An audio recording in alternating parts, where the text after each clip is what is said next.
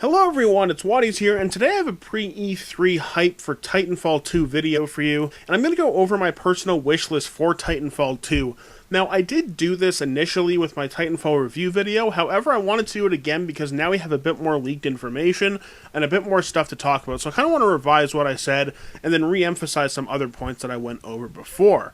Now, for the gameplay you're seeing, I'm playing Attrition on Runoff, and this is kind of an interesting game because I did quite well, but a lot of the time it was kind of accidental, and I thought that made for pretty interesting gameplay, so we'll run with that, and that actually gives us an interesting segue into the first point I want to bring up, and that is maps. Now, as I brought up in my old video, Angel City and Runoff are two of my favorite maps in the game, and the reason for that is the maps were small enough so you could always find constant action if you wanted it. However, they were large enough so that you could always kind of stealth around, outsmart your enemy, and things wouldn't get too tight. And this is actually something that every map in Titanfall accomplished really well. I actually don't dislike a single map in the game, and I actually kind of like all of them. The closest one to something that I wouldn't like is probably Zone 18, and that's because the map is small and it has lower roofs, and that makes it a little hectic and dangerous for pilots sometimes, but even then, it's a nice change of pace for Titanfall, and I wouldn't mind another map like that in the game, just as long as there aren't too many like that. So basically, as it pertains to map philosophy, I want everything to remain the same, and you might think that's a pretty interesting thing to start off with, but the reason I do start off with it is because I really do like a lot of things about Titanfall. I like the vast majority of things about the game. I don't want this video to come off as, a bunch of things need to change. If anything, I would actually advocate a lot of things not changing, because Titanfall is my favorite shooter of all time. And that's where this discussion is really going to start, with what does need to happen with Titanfall, because a lot of people think like me when it comes to the game came out and it was highly successful, and yet it did have this vast decline and people stopped coming back eventually. So what needs to happen with Titanfall, not necessarily change, but what needs to happen with Titanfall to make sure that we have the retention rate this time and to make sure that people are always sticking, playing the game, and having a good time. Now, the big thing that everyone complained about when it came to Titanfall was lack of content, and I'm going to split this up into two categories. The first one is going to be about game content itself, and the second thing is going to be about unlockables within the game. Now, as it pertains to game content itself, one of the things that Titanfall became known for early on was not coming with a campaign. It was really one of the first shooters to charge full price but not have a campaign come with it. And of course, games like Battlefront or Overwatch followed afterwards, but Titanfall was very much at the head of this when games like Battlefield and Call of Duty were always having these sort of big and epic campaigns. And the good news is that it really does seem like a campaign's happening this time, so people's complaints about lack of content might be simmered by that, and people have more things to do, and people feel that they get more bang for buck out of Titanfall 2.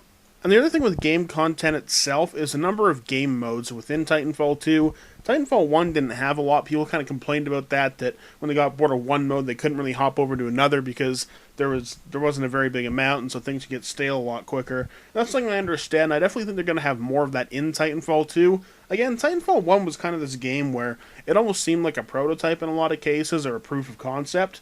Now, it wasn't. It was, a fully polished AAA quality game, but a lot of the stuff when it came to stuff like game modes was left out, and so I think this time they're really going to take the core of Titanfall, and I think they're going to make it bigger, and I think stuff like game modes is going to come with that.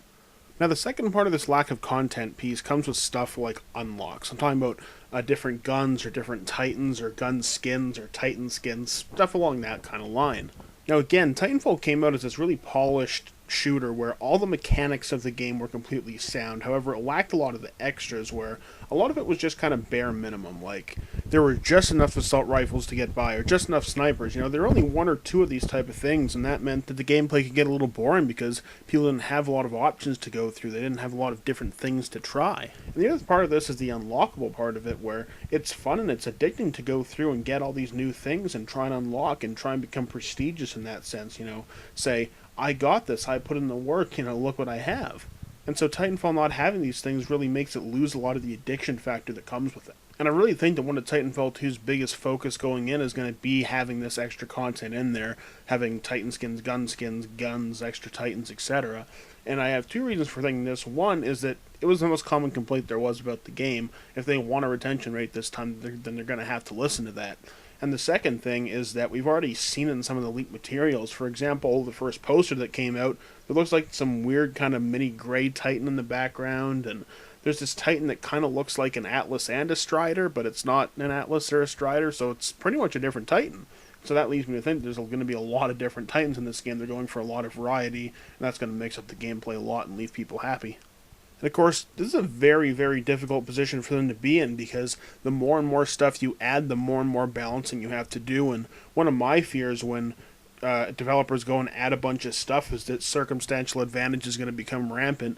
And this is to say that you're going to constantly find yourself in circumstances where it was impossible for you to really get the victory because your enemy just happened to have the perfect gun for that situation. And don't get me wrong, some of this is needed in the sense that it's good to have stuff like, you know, a sniper rifle versus an assault rifle versus an SMG, because then there's a bunch of people trying to play to their own tactical advantage and lure people into their own advantage space. The problem would be is if you had a million different guns and each one of these guns had their own specific niche, it would be impossible to account for every specific little thing, and so gunfights would become more based on luck rather than gun skill or tactical positioning. There'd just be too much to account for. And circumstantial advantage would become a very prominent thing in the game, and that's a problem for me because I think gunfights and the result of the game should be based on your skill. I don't think there should be any luck involved.